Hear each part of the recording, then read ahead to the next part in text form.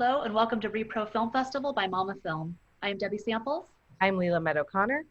And I'm Mallory Martin. As the founders of rePRO, we want to thank the village of people who have made this festival possible, our filmmakers, special guests, partners, sponsors, and of course, our audience. You have lent your time, talents, and expertise to help amplify the voices that are so crucial in the fight for reproductive justice and bodily autonomy. When you purchase tickets and donate to rePRO, you've become an active participant of change, as all net ticket sales and accompanying donations support our 5 beneficiary organizations. We thank you for participating in these vitally important call to action conversations and hope you leave feeling empowered to be your own advocate in the world. Please keep women's reproductive rights at the forefront of your mind as we enter this critical election season. We're pleased to present the Get Cliterate call to action conversation, moderated by Twanna A. Hines, the funky brown chick. Hello, everyone, and welcome. My name is Twanna Hines, and I'm moderating a fantastic conversation called Get Cliterate. I'm a theater performing artist and an entrepreneur. Some of you may know me by the moniker Funky Brown Chick.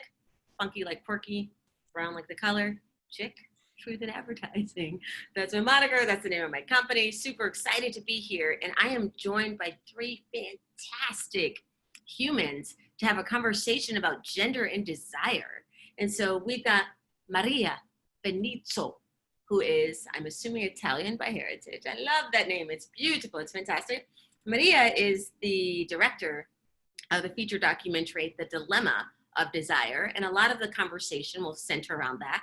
So if you haven't seen the film, you're going to want to. And we'll post a link in the Twitter chat so you'll see how you can see that. So we've got Maria Finitzo with us. We also have Sophia Wallace, who is an amazing visual artist and subject in the Dilemma of Desire. And then we also have Dr. Stacey Dutton, who is an assistant professor of biology, and she too is the subject of the Dilemma of Desire. So super excited to have everyone here. And you know who else is here? The most important ones. The audience, you, if you have questions, make sure that you drop those in the Q&A. We're Facebook live streaming, we're Zoom live streaming, we're on Twitter with the hashtag get. See, I already want to say clit, I can't stop myself. Get Cliterate, get Cliterate is the hashtag. So any of those, you can drop some questions, they will feed back to us and we can send them to these fantastic panelists here. And last but absolutely not least, super excited that we have an interpreter tonight. Always, always, always fantastic to have access for deaf and hard of hearing communities. As a hard of hearing person myself, I am biased and really, really love this very much so when people do this. Do this if you organize panels. All right, let's get this started right away. So, if you've seen the film, you know that it starts off with Stacey. You know, she and I go by Stacey. You may have to call her Dr. Dutton. But Stacey is looking for the clitoris, like searching for it. Not on her body. Stacey is looking in this book called Grey's Anatomy, which you may have heard of because of the television show, which is based on an actual book by that name. And Stacey can't find it, really. Can't find it. It's not really there. And so I want Stacey to tell us more about its absence and what that means for biology. Stacey, tell us a little bit more about that. Yeah, so I am a teacher, right? So I'm an academic, and by that, I teach a lot of courses on human anatomy and physiology.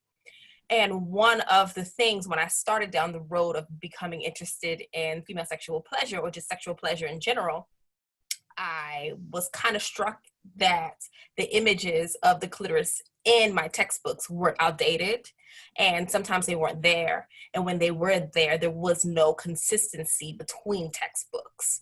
And so because of that, I was like, okay, well, let me just get the first textbook on, like the first medical book that was, published on the human body, right? Grey's Anatomy. So I got an abridged version of the text via Amazon, right? Everybody's favorite place these days. So, it came and I'm looking, through the text. I go to the back, clitoris, okay, it's in like the little glossary, but I cannot find it on the page in which they said it's supposed to be. And so it's believed that the clitoris was actually like intentionally removed from Grey's Anatomy at that point in time. Like obviously misogyny, right? but it was intentionally removed during that given time. And so then the second part of your question was, what does that mean for biology, right? So what that means for biology is that people who are being educated on anatomy are not being educated on the anatomy that is specific for people with clitorises. They're not. Like, that is being let out of the information. But even from like an academic perspective, that's that, right? Because not everybody who decides to study biology goes on to deal with humans. But if you decide to go to medical school, like, that's where it becomes a real issue, because now you are practicing medicine and you're giving care to individuals. So what does that look like when your physician or your OBGYN has no idea like what the true workings of the clitoris looks like? What is the consequences of that, right? Like, what are the end results of that? And say if a woman has to have some sort of surgery, or a person who has a clitoris has to have some sort of surgery in that area, right? What happens if you damage those tissues, right? No one knows these things, but I'm certain the people who are dealing with the traumatic effects of having physicians who have lack of understanding of the clitoris are dealing with the long-term effects of just not even being able to experience sexual pleasure. So that's like the real thing, right? Biologists don't really care about sex sometimes, right? Like, they really don't. Which is crazy, right? But I mean, even as I'm a biologist, like at the core of it, but I'm a neuroscientist at my real training. But like, when I talk about what I do, it's always like, oh, okay, you study sex, like, they run away. But it's really the medical community that really needs to get it together and address this issue, because they're treating patients. They have an ethical obligation. They have a legal obligation to make sure that they know these things so that the persons that they're treating can get appropriate care. Yeah, that's so true. I'm a sex educator, so all of my theater is about sex. It's using theater as an entryway to get people into it. So my writing, my teaching, my speaking is all about sex. So getting people to be more comfortable about this conversation. So Stacey, if I remember correctly, you went looking for a clitoris. You wanted to see this gorgeous, delicious thing. And where did that lead you? Where did that lead you, Stacey? Well, it didn't lead me nowhere with that book. Nowhere there, because it wasn't there. Like, the words, the image, right? But a penis was there. Oh, a penis was absolutely there with all of its details, but the was absent. Absolutely. So I think this is a good segue to talk about like the importance of all the different fields and how everybody contributes when it comes to sex, this wonderful, fascinating, multidisciplinary subject. And so I'm going to talk a little bit about Sophia, which is a fantastic name as well. Everybody here has beautiful names. Sophia, can you tell me a little bit about the work that you do and what exactly is the clitoris for people who may not have heard of it? Oh my goodness. Well, I have been working for 8 years on this project called Cliterate. And the project, it really started out just out of complete shock and awe that, at the time, I believe I was 32 years old, and I was just finding out myself what the true anatomy of the clitoris was. And I was pretty dumbfounded, particularly as someone who, attended a women's college, had multiple books about the vulva and its anatomy, and I was always interested in this area, so I was like completely floored that I didn't know the true anatomy of my own body. And I was also thinking a lot about sex, and I was like, the representation of sex, and how is it possible that we're not seeing the clitoris as being a primary protagonist in like any representation of sex that includes somebody who has a clitoris? Like, it's just never there. And I was like, this is just crazy. This is just embarrassingly not based on reality. And like, how come no one talks about this? So that's kind of where I started. And I wrote 100 natural laws of cliteracy. And that was basically like a universal declaration of rights for the clitoris, saying it has a right to be known in its truth. It has a right to respect. Also, it's so dope. Like, we should celebrate it. People enjoy the fact that they have a penis, and like, not that they shouldn't, but like, clits are amazing too. Some of us are pretty happy that we have a clit, and like, you can have clit envy because they are that amazing. Do you know what I'm saying? So that was also part of it, just giving some kind of swag to the clit, and really, and then, you know, making sculptures, making performances, making street art, just trying in every possible way to connect the dots, because, you know, while sex educators and researchers and feminist anatomists have known a lot about the clitoris for a long time, it has never kind of made it to the mainstream discourse. So it's always been repressed. So it's like, even though that knowledge has been there, for some reason there has been, as Stacey's talking about, this denial to erase it, deny it, hide it, shroud it in secrecy, shame it, make it a taboo to even ever show it or talk about it. Yeah, so true. Especially as you talk about the need to have this mainstream conversation about the clitoris. The clitoris. I love it when you're saying it like that. Yeah. And exactly. we get to see the sign too, the clitoris. Yes. Clitoris. And so as we talk about the need to have a mainstream conversation about it, I think this is a good time to talk about the role that film plays. So Maria, Finitzo, can you tell us a little bit about the important role that film really plays in bringing to light and facilitating the kinds of conversations that need to be had about things like the clitoris? So absolutely. So I grew up as a kid sitting in darkened movie theaters and watching films. And sometimes I would watch them with an audience, and sometimes there weren't that many people there. But one of the things that was always prevalent was that you were sitting in a space with a group of strangers having a shared emotional experience.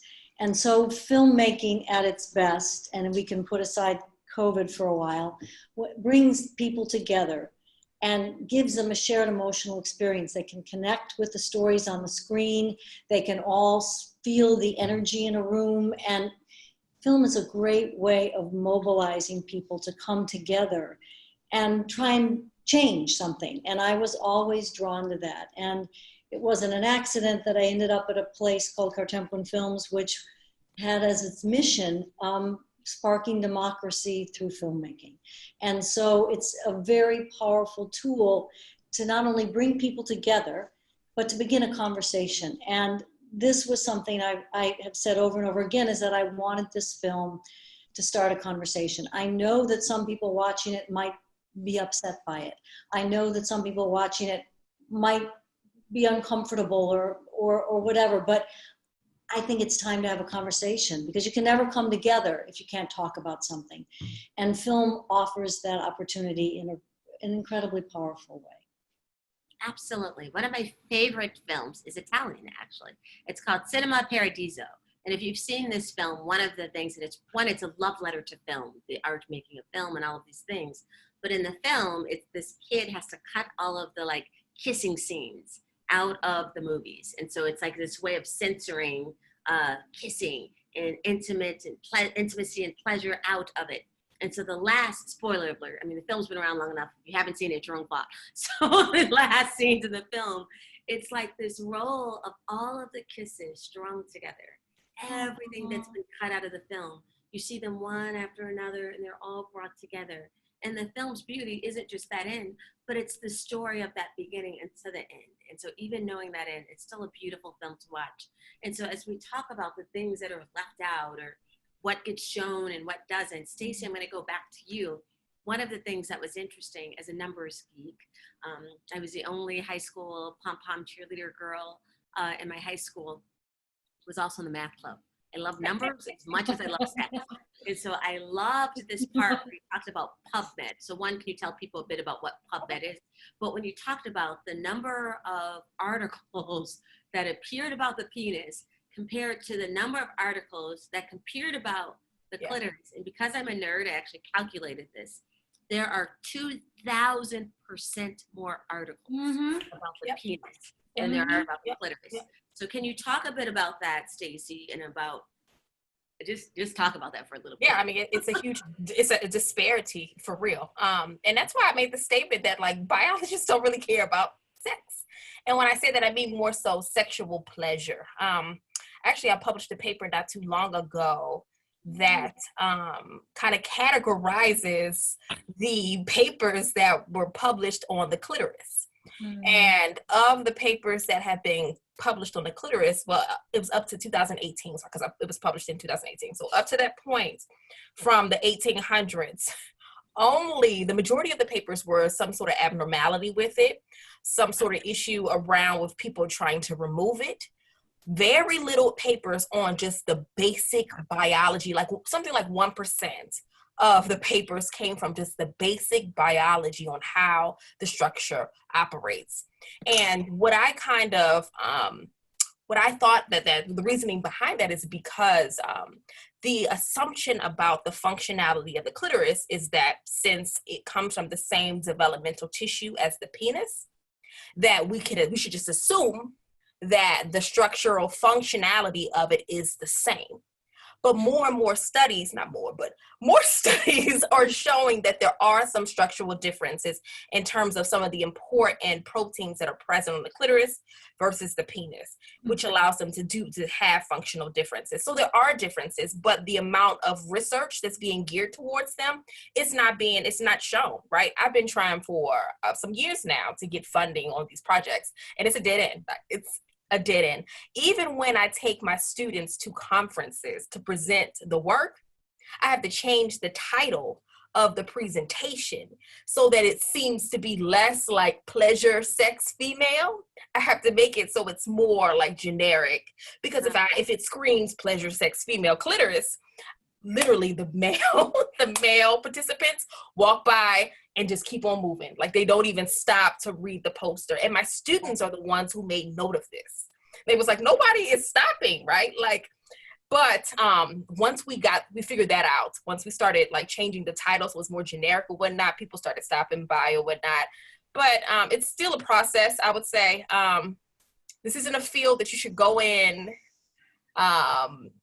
without some sort of strength behind you, because it's kind of lonely. There's not too many people out here who's doing this kind of work, especially from a perspective of like wanting to change this, right? Like wanting to take on the mantle and figuring out what can we do to bring awareness and to change the lives of people with clitorises so that they can have better sex. Yeah, no, that is so true. And it's interesting that you say the paper, I could go on a whole tangent about MedKini, if you all saw this, about a peer-reviewed journal article about two male identified who published this journal article. They went and they spied on different medical doctors' social media accounts and talked about how unprofessional people in bikinis. It's a whole different conversation we can go into. But what I want to center on is the things you said about the articles that were published were about the problems of it, like, extracting or things like that. We see that a lot in the way that sex education is taught in the United States.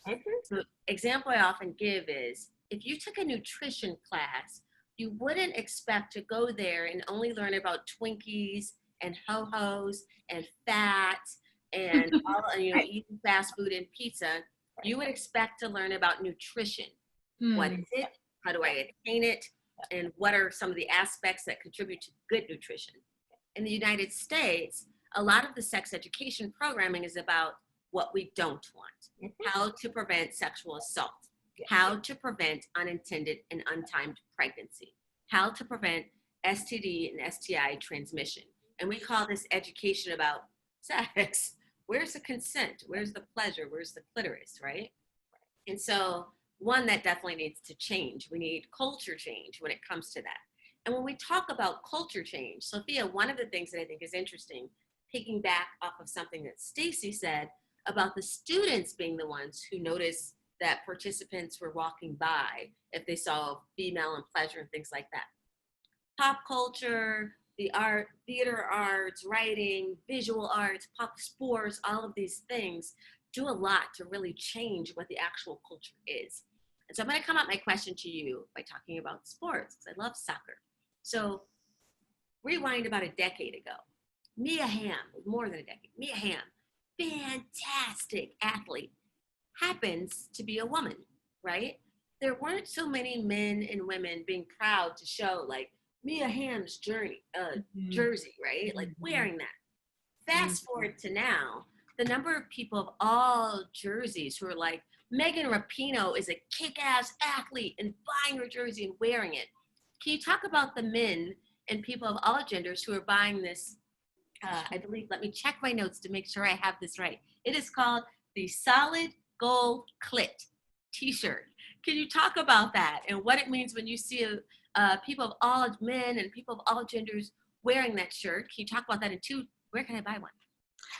I mean, it makes me so happy. It definitely, I think when I started making the shirts, before I made 100 Laws, I had made an eye chart of clitoracy, and I made my definitions of clitoracy, and I was screen printing them in this art studio in Gowanus, and people kept walking by and they were like, what is that?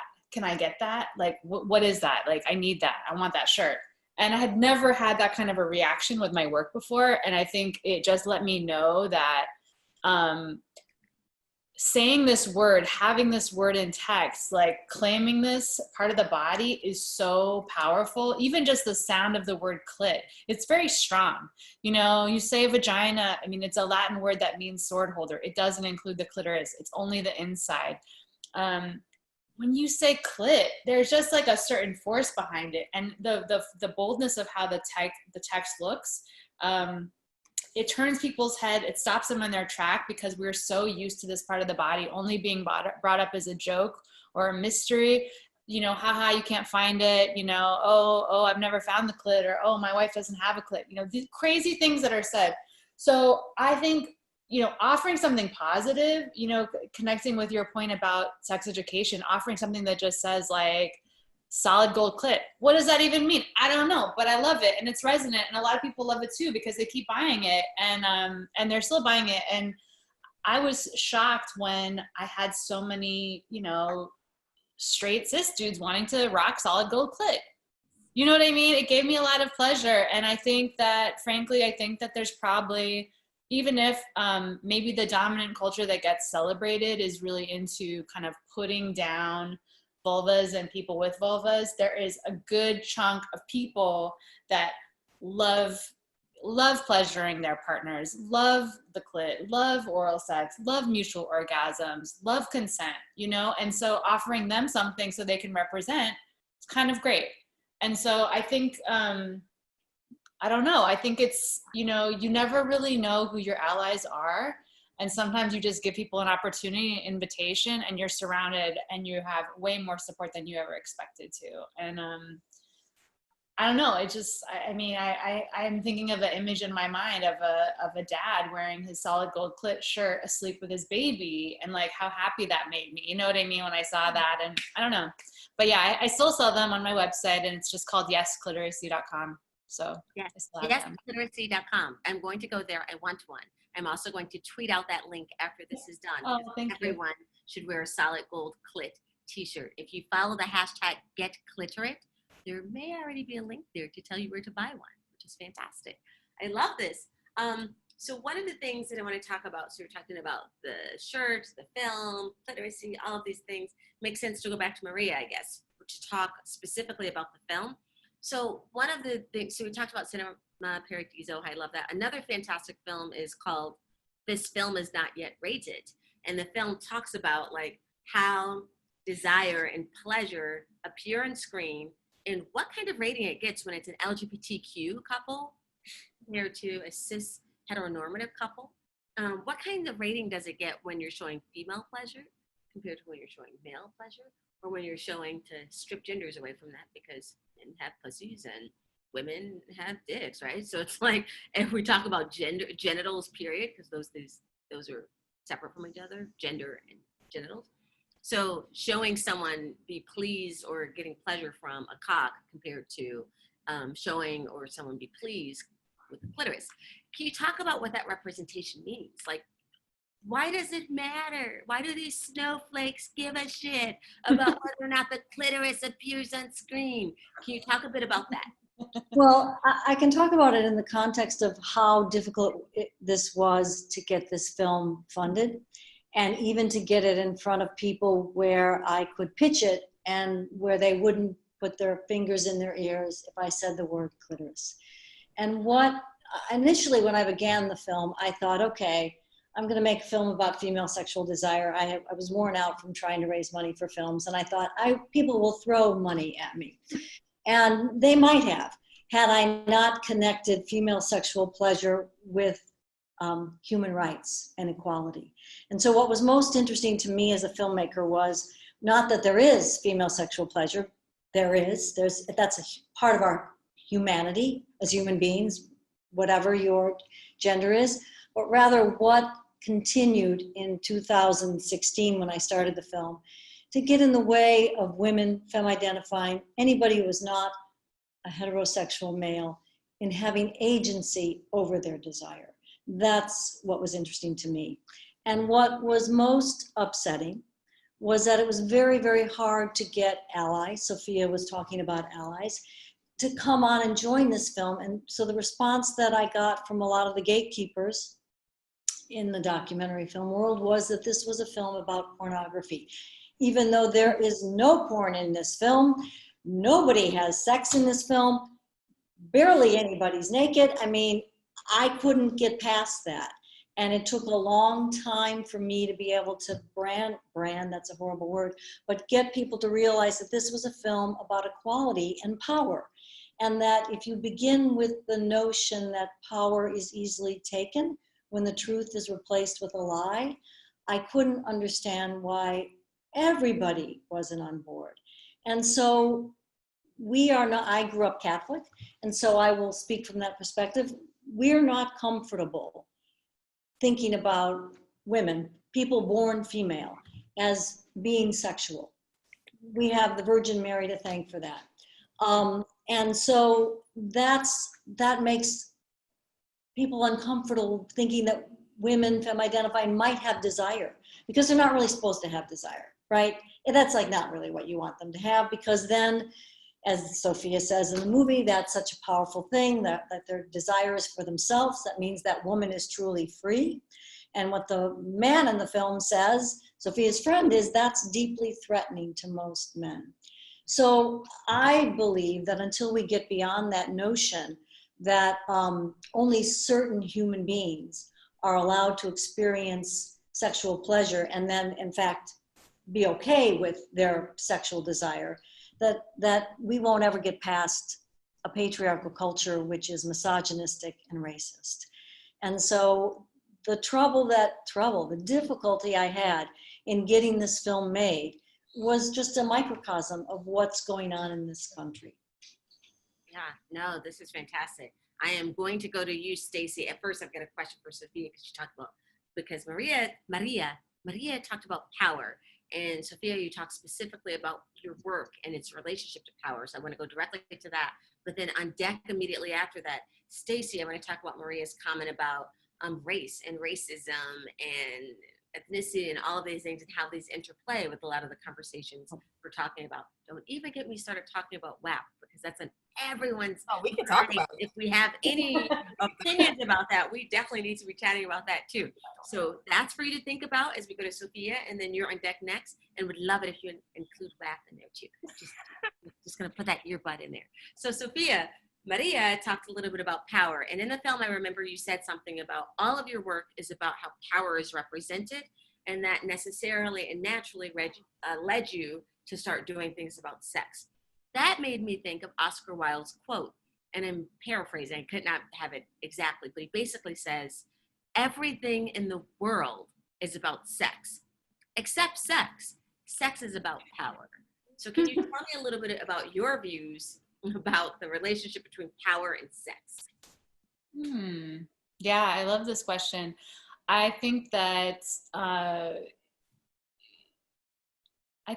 we have a very problematic normalization of who is allowed to have sexual pleasure. I mean, who is considered having a right. So, I talk a lot about how female genital mutilation exists in the world. And I think, even if you're not having like the physical harm of this cut made on you, by having an educational system and a media operation that just completely denies this part of your body and shames it. It's kind of like a pedagogical clitoridectomy. But this has happened to hundreds of millions of girls and women around the world. And that elicits basically a shrug. But one guy in America got his dick cut off, John Bobbitt, and we all remember his name. Why? Because the penis is so sacred and protected, and God forbid a man doesn't have the ability to have full access to his pleasure. He can get Viagra if he needs it, no problem. He can have it delivered to his door if he lives in New York. You just text and, you know, they show up and give it to you. Covered by insurance, penis pumps, like, you know, condoms, accessible, free, get them in the night. Meanwhile, God forbid, you know, you talk about young women and people with vulvas having access to birth control, having access to full spectrum reproductive care. It's deeply threatening, and the idea, the audacity that, you know, like I have my posters that say, you know, if you want to fuck us, stand the fuck up for us, because I'm like, where are all these straight dudes who aren't ready to be dads but want to have reproductive sex for pleasure? What, you should be like the #1 abortion rights champion. You know, you should be out there every day at the clinic making sure that people have access to birth control. Yeah. Why? Where are you? It doesn't make any sense. All women, not just the one you knocked up. That's right. All women. Exactly. And so I really think it's like vital that we link citizenship, full citizenship, to a right to sexual autonomy, agency, and pleasure. You can't have full access to your citizenship if you don't have pleasure. And I think, you know, if you look at the people that have a lot of power in our society, they are fully invested in having all sorts of crazy sexual whatevers. And that's fine, do you, as long as it's consent. But it's very interesting the degree to which some people are trained and, I mean, physically owned. If you want to talk about institutionalized white supremacy and racism in this country, Black women, I mean, the history of just genocidal rape and harm done to Black women's bodies, and control and policing of Black women's bodies in this country, that's part of the medical system. That's part of the way that, you know, let's talk about Janet Jackson's nipple, how it was policed, and how Justin Timberlake got to have a career and got to be sexual icon, and then she was completely destroyed in that. I mean, that's a perfect parable of how desire is gendered and racialized in our country. So I'll just stop talking, but that's a few thoughts on that. I love that. It's fantastic. I think that's a perfect segue to go over to Stacey and talk about Black women and sexual desire and all of these fantastic things that Sophia started to kind of punt over to you too. Yeah, so another study my lab is currently working on. So we were looking at the students at the institution that I work at and their experiences with sex education. And one of the things that we found was that a large percentage of the students who identified as being of African descent indicated that they did not have sex education experiences, which was not surprising. And part of that is because the way sex ed the way the education system works in the United States is it based on property tests, right? So a lot of persons of color tend to live in places where there aren't a lot of home ownerships, and so the property taxes is lower, and so their schools get poor funding. So it makes sense that you see racial stratification on like the quality of sex ed, or even the absence of it based upon race. But even to bring it into like my own experience as a Black woman, so when I grew up, my mom was real about talking about sex, but like in the sense of like, okay, don't get pregnant. Like, you know, here's the things you need to do, you know, like we can go to the doctor and talk about it. So she never created a space where I couldn't talk to her about like the sex mechanisms, but not necessarily the pleasure. And that's the thing that I find has been missing, right? The pleasurable aspect of like how you enjoy sex, not just the mechanics of not getting pregnant and getting the STD. Like, shit, I can curse, right? Because I curse in real life. And I can curse too. It's okay. They'll bleep it out in the post-production if they need to. It's okay. Right. So like, that was one of the things that I've always found really interesting. But to me as a child growing up, I was always attracted to the more ratchet music, right? I love, like, growing up, Little Kim, her song, Yes. Good Mama Yes. Said, I wrote all those words down as a kid, right? I'm hiding it from my mom and I'm reciting it. So I, like me, I'm not like a real prudish person. So like when I hear a song like WAP, especially because like the hook of it, I'm from Baltimore, right? So the hook of it is a Baltimore club song, right? So but to me, it's like cultural, right? I hear that song, it brings me back to my childhood of growing up in Baltimore, Maryland. But one of the things that just really puzzled me, like in the online discussion about this song, like, you know, it's ratchet, but the visuals are beautiful. My God, so beautiful. Like, it's these women owning their own sexuality, saying what they want. I found that, like, obviously the men were like, oh my God, like rappers, like women are talking about their sex. Oh my God. Like, when this is the same kind of lyrics that you all subject us to all the time. Add in some drugs, right? Like, it's the same stuff that y'all talk about. But when we talk about wanting to own our sexual pleasure, then all of a sudden it's like, okay, you're doing too much.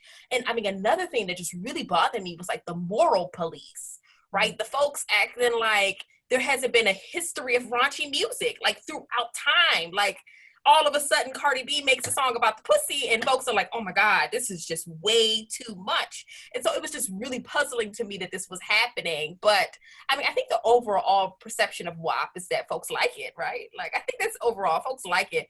But I'm down with it. I want one of those. I'm down with it. And it's funny so much how culture plays a role, because when you said Baltimore, I was like, what are you talking about? There's some hoes in this house like that riff. It's so much time from the percolate. That's Chicago music. That's well, there's so much of like, and there's so much of like pop culture and how pop culture is able to play with language and culture and bring people into different things that like we really need to pay attention to, things like the arts in this film, because it's a language of sorts in which you can bring people in. Even from Nelly was the 90s, like going down, down, baby, down, down the roller coaster, was known because we all played and did jump rope to that when we were little girls, right?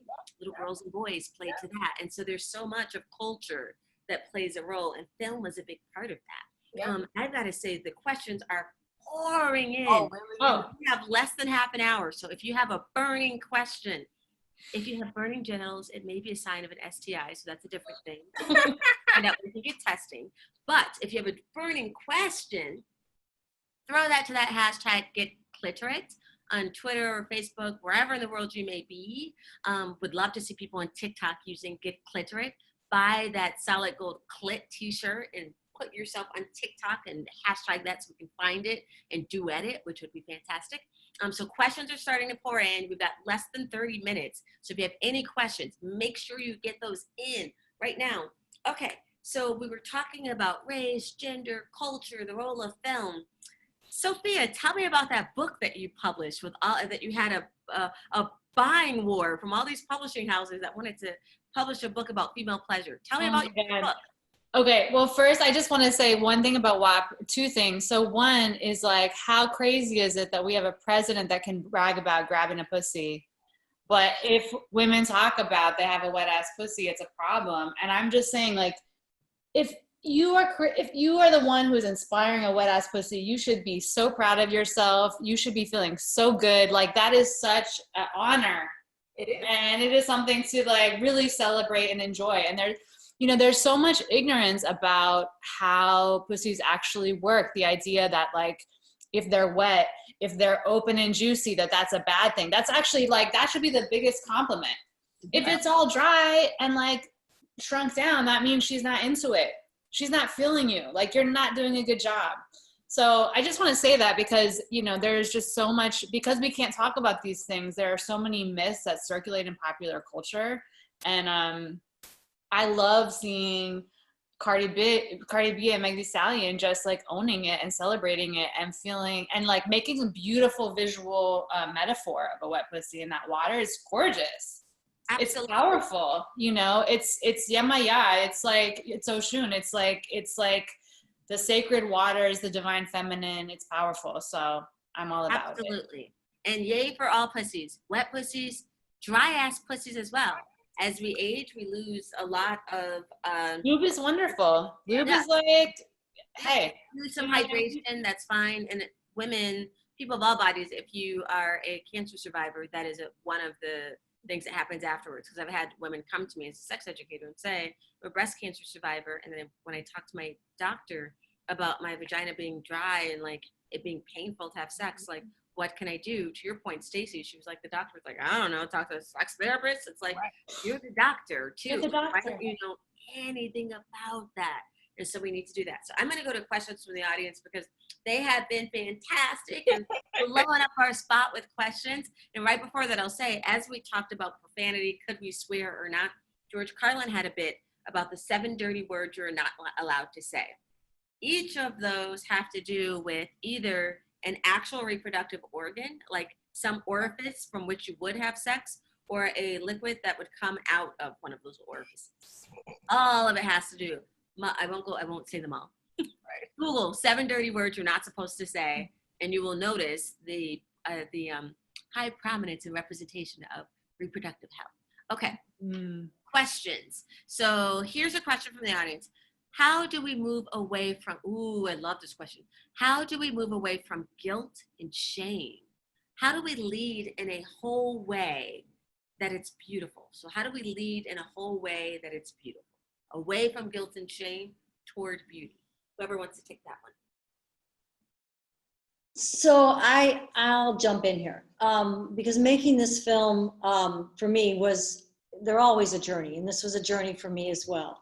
And when I started making this film, I joked that I hadn't used the word clitoris in a complete sentence in my entire life. I just used it there. And when I met Sophia, it was a wonderful, and I was pretty old when I met her. It was an amazing experience, both meeting this incredible artist, but also seeing for the first time what my clitoris looked like, right? The whole thing.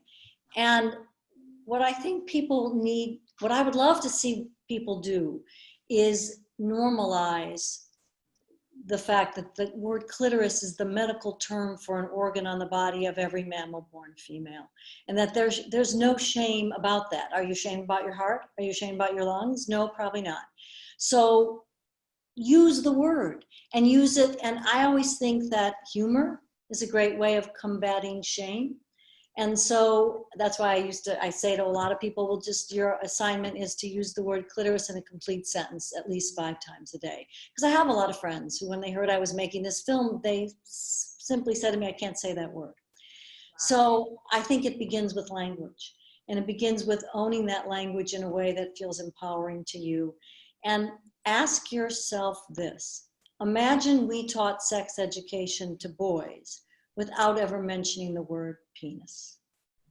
Doesn't that make you angry? It should. Yeah. And so that's an absurd thing because it would never happen. And yet that's the bar that we give for the rest of the population of the world, that we're going to teach you about sex education without ever simply mentioning the organ on your body, whose sole function is your sexual pleasure. Yeah. So I think we move away from shame by one, getting angry that we're supposed to feel shame about the most intimate choices we make as a human being, and that's part of our humanity. And also use humor about it, because it's a great tool to combat the shame. Yeah, agreed. One of the things they do in our sex ed trainings when I'm working with our pure health educators that go into schools is I remind them, like, what's this? We all know this is an elbow. If from the time you're very young, people said, oh, no, call that your bend. You're introducing this language of shame because you know it's an elbow. I know it's an elbow, but you're telling me I can't call it an elbow, which makes me think there's something wrong with my elbow. And so if something's going wrong with the elbow burns, the elbow itches, the elbow smells, somebody touched me on my elbow. I know that I can't talk about it normally the way that I would anything else. And so from birth forward, as you're teaching your children about anatomy and physiology, what their body parts are, your navel, use all of the correct words for everything. So that shame-free education needs to start from birth forward. You talk about it just like everything else. Your child's going to puberty, you pick up some tampons, or you pick up condoms, or you pick up a vaginal cup, whatever you need for them, just like you do your toothpaste. It's not a separate thing. Like, most normal thing. Okay. And all of these questions, it's like Hunger Games here. If you want to answer it, you got to jump on that shit right away because we've got only about like 15 minutes. And what I'm going to do for each of these, I'm going to ask the moderator, not the our producer back in person, the magical fairies in the back, to make sure we copy these questions, because I will tweet them out, tagging each of you. So if you have additional thoughts about them, we can make sure that we get those out to everybody. So that was the first question. Question 2, on your mark, get set, here's the question. Are orgasms better when stimulated to occur internally than the stimulation of the clitoris, right? So the idea behind the question is external stimulation better than internal? Because we know the clitoris is internal as well. Like it's the lips, it's all of the stuff. So like, which is better, basically? Okay, I'll try to answer that one quickly. Just as one of the Good answers. job, Sophia, you jumped right in there. Good job. There's no better. There's just what makes you feel good. There's no better. What's better? Maybe just do it a bunch of different ways and keep enjoying it and have more fun and have more and more orgasms. You know, there's no limit too. You don't have to. And the clit has like this direct blood supply and like way more nerves than the penis, so it can keep having orgasm after orgasm. So have one just with the outside, have one with the inside and the outside, have one this other way, use a vibrator, use, you know, like enjoy yourself. That is like the most important thing. Unfortunately, there has been such an emphasis that the proper way to orgasm, the mature way to orgasm, the non-pathological way to orgasm, according to Freud, is vaginally only. So if you orgasm primarily through your external clit, there's something wrong with you and immature. That's not true. Whatever gives you pleasure gives you pleasure. But the reality is there's 8,000 nerves on the external portion of the clitoris, on the glands of the clitoris, approximately 3,000 on the glands of the penis. Why would you ignore the place where like most of your nerves are? That just isn't logical. So just do whatever makes you feel good.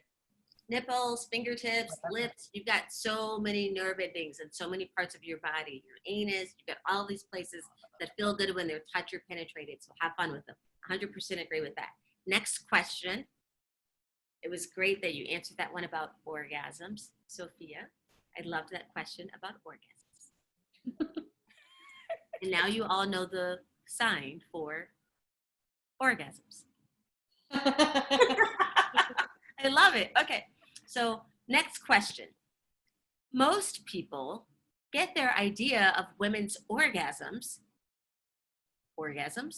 from movies, such as When Harry Met Sally. How truthful are those representations? I mean, I think they're mostly lies. You go ahead, Stacey. No, I think Maria, like they're lies. Like, and it kind of goes towards Sophia's response to the first question. Like, I think in our society, we have allowed media to control too much of our perceptions of our experiences, right? Like, whatever you experience when you're having an intimacy, it's your unique experience. Don't let the media or what you see on television, because they're acting, right, dictate on what it's supposed to look like. I mean, especially like if we're going to take it a step further, movies, but even porn, right? Like people use porn often as a guiding principle for how they show up in their intimate settings.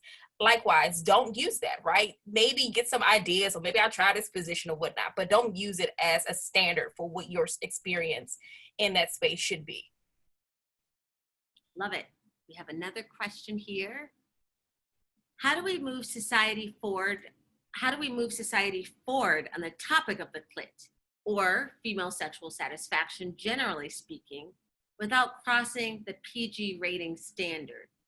Although the penis is highly regarded in America, the penis isn't allowed to swing around on TV or non-X-rated films generally.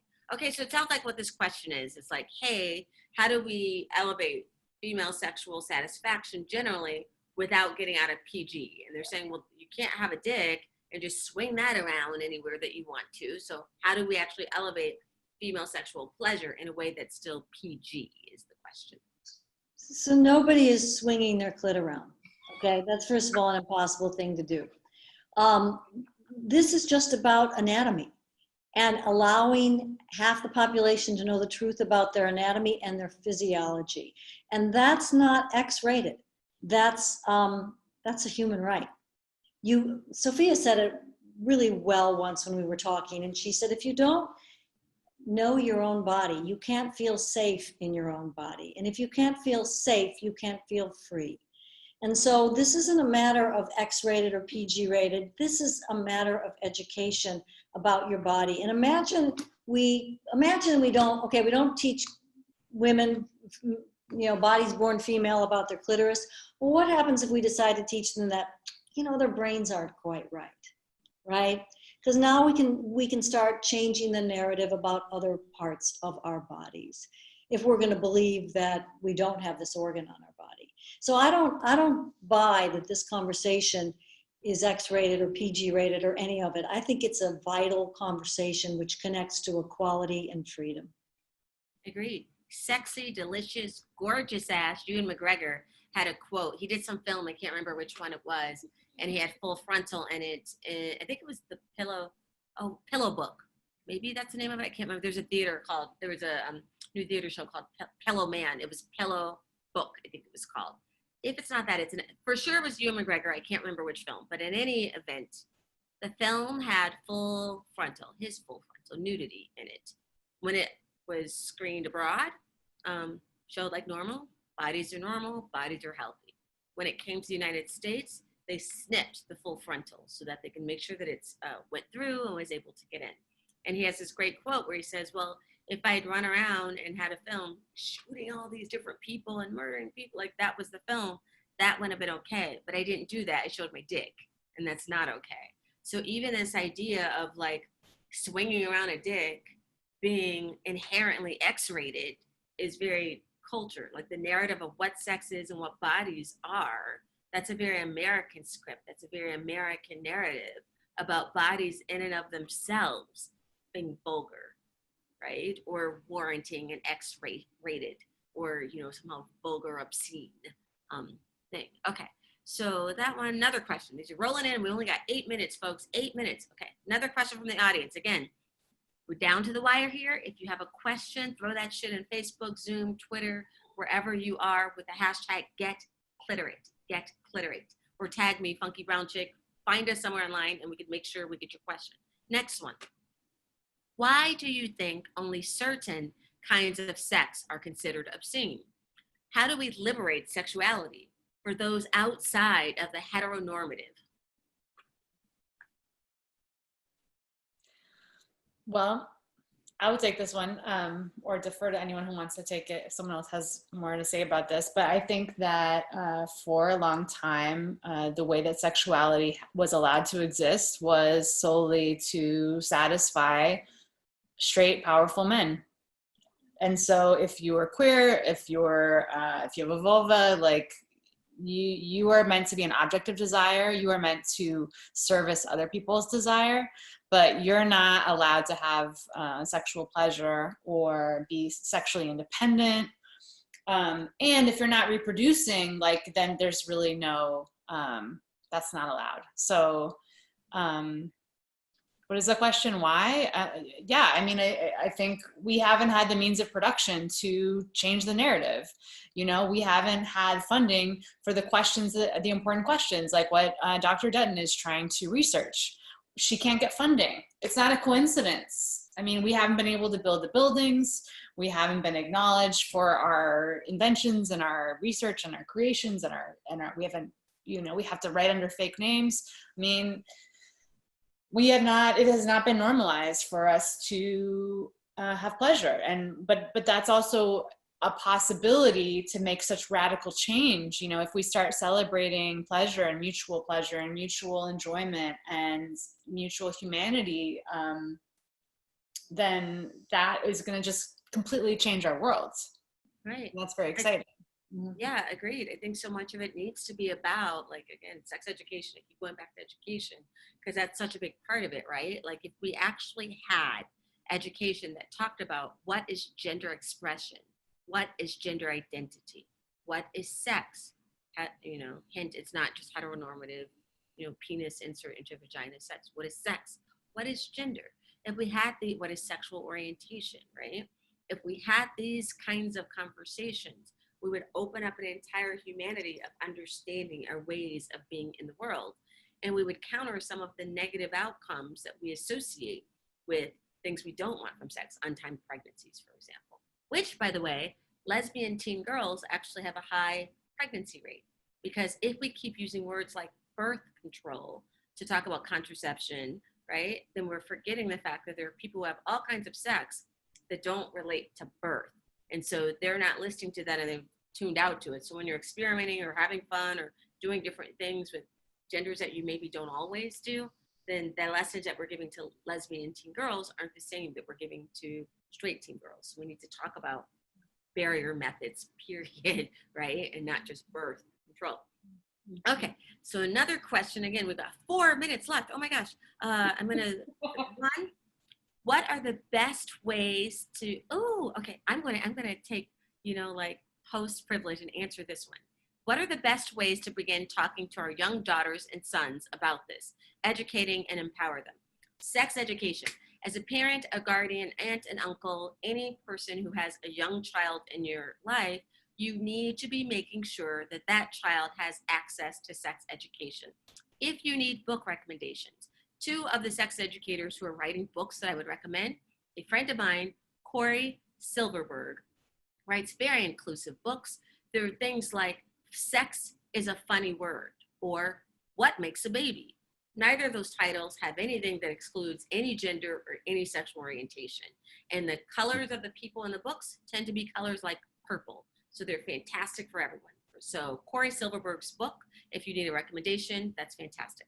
Another one, Roby Harris, writes a lot of books and has for I think 30 years or something like that about sex. It's, it's not the store, like all of these kinds of books from forward. You want to be making sure that children get access to education.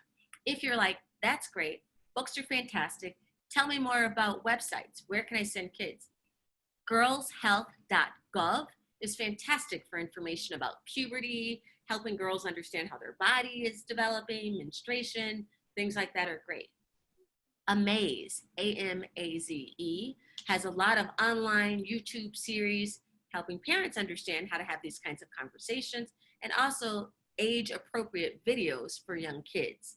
And if your school offers sex education when we can go back to school, and it's not a break for various reasons that we all know about right now, make sure that you advocate for sex education being taught in your school, and that it is taught in a medically accurate, comprehensive way. That is very important to keeping children safe. So if we want these positive sexual outcomes, we need to make sure that we're educating people about sex. Off of my soapbox, on to the next question. Okay, another question, and this will probably have to be the last one, but again, last one for this live thing. And the more it come in, I feel so bad. I feel bad telling people no, unless it's about consent. Then I'll tell people no right away. Okay, here we go. Why is the idea of sexual content so much more taboo in America than, say, in Europe? Because we were founded by the Puritans. Yeah. We cannot get away from it. Yep. Okay. So it's the Puritans. We're going to blame them. Yeah. And I like ending on this question, and then we'll do a closeout, and we'll go around and you guys can tell you guyettes, you fantastic people. Speaking of language, I need to make sure I stop saying things like you guys. It's you wonderful, sexy, you clitoris owning people. Tell us where to find you online. Okay, so this I love as a last question, and I would love everyone to go around and answer it. The question that I'm going to take last, the rest of them need to go on Twitter and Facebook with the hashtag #GetCliterate, and we'll make sure to loop everyone in to answer these. This is the question to end all questions for the evening. What gives you all hope? What gives you hope that things will change in the future and that we will have a better world? I would say my students give me hope. I'm putting a lot of energy into educating a whole lot of people about this topic, and I see them, they're already moving into career fields where they can implement change, and so they give me hope. Love that. Maria, Sophia?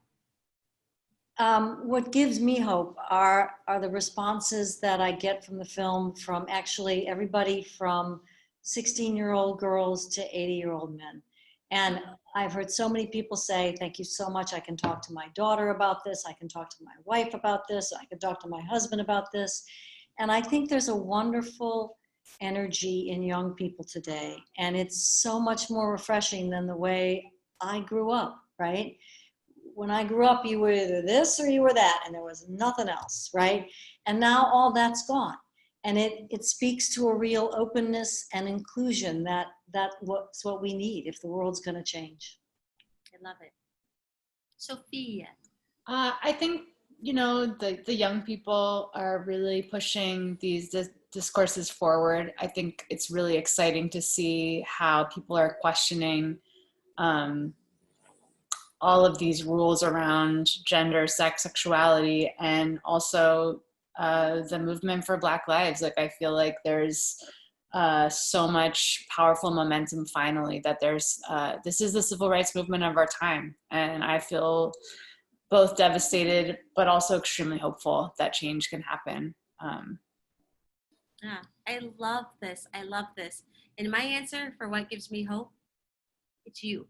You right there who took time out of your schedule to tune in and listen to conversations like this. You are young, you are Gen Z, you're a boomer, you're Gen X, who always gets forgotten about. You live in New York City, you live in small areas. You're watching this on your iPad, you're watching it on your computer. You give me hope because you tune into conversations like this. You buy those solid gold clit t-shirts. You listen to, I call her Stacey, to you, Dr. Dutton. You listen to Dr. Dutton when she talks about the research that needs to happen, and you watch the film that Maria made possible. And so you all give me hope. I'm very, very excited to have you all. And so how can people find you if they want to continue this conversation? Maria, where should people find you? You can find me through the film's website, thedilemmaofdesiredoc.com. That's the easiest place to find me. I'm not on Twitter very much, but we have a Twitter account, but reach out to me from the website. Awesome. Stacey, where can we find you? You can find me at Dr. Stacey Dutton on Twitter. I'm getting a lot better at using social media. That's what you can find me at. Nice. Sophia, where can people find you and find that shirt? On Instagram at Sophia Wallace Artist. Yes, fantastic. I'm everywhere. Funky brown chick, funky brown like the color chick, across everything. I'm online all the time. Thank you all so much for coming. We want to thank our guests, our audience for participating in this call to action conversation. For more of these kinds of things, make sure you check out the film festival that this is part of, which is rePRO, mama.film.org. Thank you all. Love to everyone. Be kind, be beautiful, stroke a delicious clitoris sometime in your life soon. All right, if that's your thing. If it's not, that's good too. All right, thank you everybody. We love you. Love you. Bye. Thank you.